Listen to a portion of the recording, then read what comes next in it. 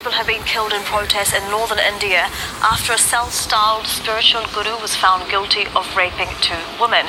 Gurmeet Ram Rahim leads a sect which claims to have 50 million followers. Many of them were at the courthouse for the verdict. Mariana Hond reports. Tens of thousands of devotees travelled to the town of Panchkula to protest the innocence of their beloved guru. They were incensed when the guilty verdict was announced. Security forces, which were reinforced in anticipation of violence, became the target of their anger. Journalists were attacked too. The violence spread to other parts of India, including in Sirsa, his hometown, and neighbouring Punjab state. There, buildings were set on fire, including a petrol station, a telephone exchange, and a train station. I appeal to all the people of Punjab to ensure peace in your area. All the security forces are spread across the state. Punjab Police, Central Security Forces, and the Army are all present and ready. But I hope peace is maintained in the state and no blood is spilled, and today my appeal is to ensure that this remains. Ram Rahim Singh was found guilty of raping two women who were followers of his religious sect. Charges he denied. One of the cases dated back to 1999. The 50-year-old leads the Dera Sacha Sauda, a spiritual movement based in the North Indian state of Haryana. Singh says the sect is a social welfare and spiritual organisation with millions of followers in India and abroad. He also describes himself as a spiritual saint, often pictured wearing bejeweled costumes. He scripted and starred in his own films, which earned him the nickname of the Guru in Bling. Singh now faces a minimum of 7 years in prison. The court verdict doesn't appear to be affecting the devotion of his followers. Police have ordered them to go home. They've imposed curfews and they've shut down internet services in the states of Haryana and Punjab in an effort to dampen the anger. Mariana Hond, Al Jazeera. Well, let's get more on this now. We're joined by Raghav Chopra, digital editor for DNAindia.com. It's an online news service. He's joining us live from the capital of New Delhi via Skype. Mr. Chopra, very good to have you with us on Al Jazeera. Firstly, what are you hearing about the violence? The latest is that the violence has spread, in fact, to Delhi. So the areas that were affected are adjoining Delhi, Haryana, Punjab, and the violence seems to have spread now to Delhi. There are reports that some buses have been set on fire. Some bogies of a few trains at the local railway station in Delhi has been set on fire. A few people have suffered burn injuries as well.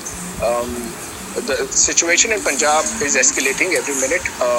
There are about 13 people who've lost their lives in the violence, and the army is now out.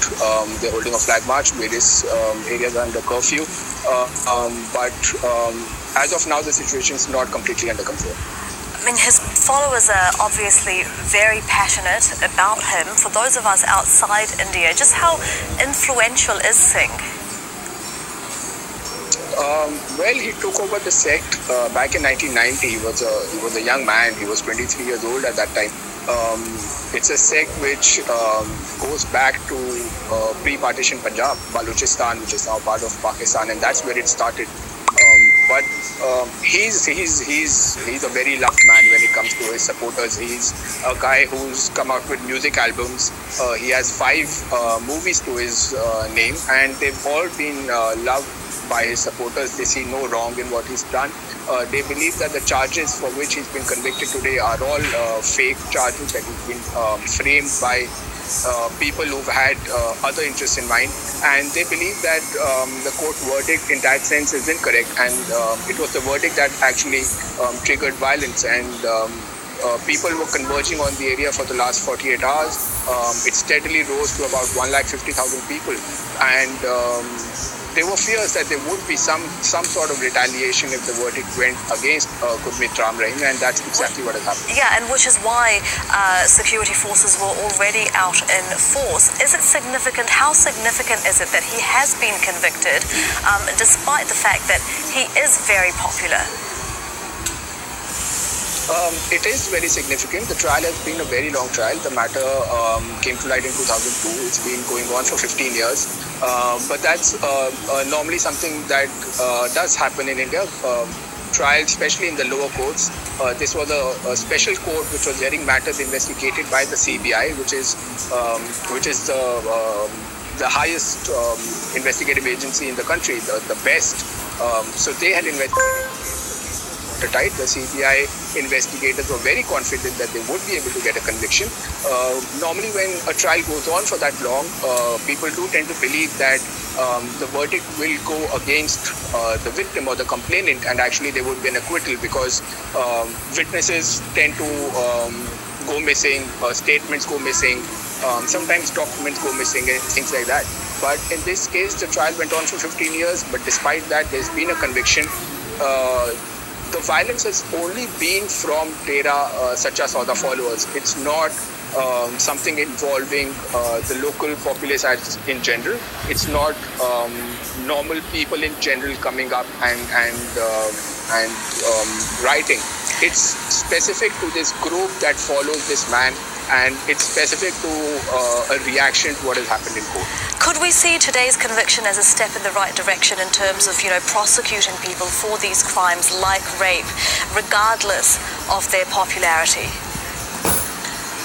Of course, Gurmeet Ram Rahim is just one man who has that sort of a following and has been convicted in that sort of crime. There are others.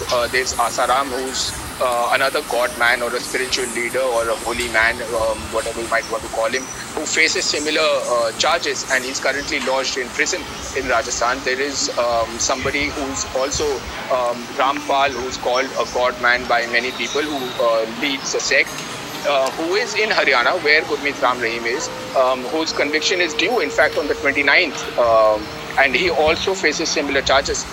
There are a number of people who have a very strong following, who are spiritual leaders, who call themselves god men and gurus and things like that, and they face such allegations. So for Gurmeet Ram Rahim to be convicted sends a message that no matter what situation or person that post that person holds, law takes its own course, and as far as the courts are concerned, it doesn't really matter what your personal holding is in society.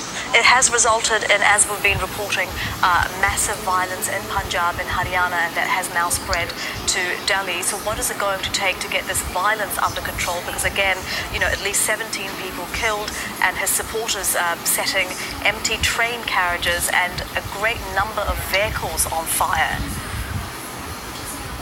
So army columns have already been brought in. The epicenter of the violence remains area called Panchkula. It's in Haryana. That's where the violence started, and that's where it's at its worst. Army columns are holding flag marches. Curfew has been imposed, and the hope is that army is able to bring the situation under control within the next few hours.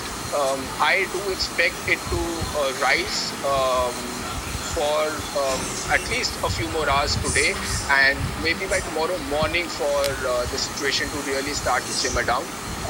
But it's the weekend, so it could take a bit of a while, but the positive, the silver lining, so to speak, is that most government offices, etc., would be shut over the weekend, and the rioting mobs are specifically targeting local administration and government bodies, the police, the media, things like that. They're not really going after common people. So for government offices to not be operating over the weekend could be a good thing. But I do expect it to go on for a bit more time, right, and for it to be brought under control only by tomorrow. Mr. Chopra, thank you very much for your time on this. Raghav Chopra joining us live from New Delhi. Thank you. Right, we're going to move on to other news.